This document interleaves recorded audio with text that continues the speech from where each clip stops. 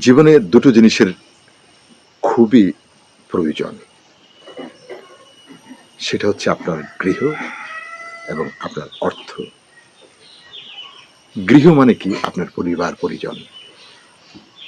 আর অর্থ মানে কি? এই পরিবার প্রয়োজনের প্রয়োজনীয়তা। আপনি বাইরে অনেক সম্মানিত ব্যক্তি।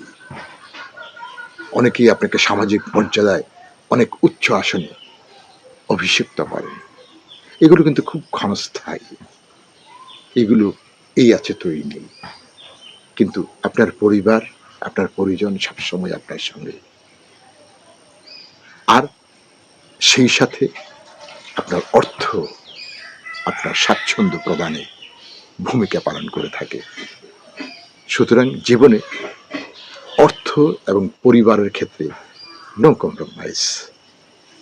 পরিশ্রম করে অর্থ উপার্জন করুন, পরিবারের সাথে সুস্থ সুন্দর সম্পর্ক রাখুন। আপনার মতো সুখী আর কেউ নয়। ধন্যবাদ।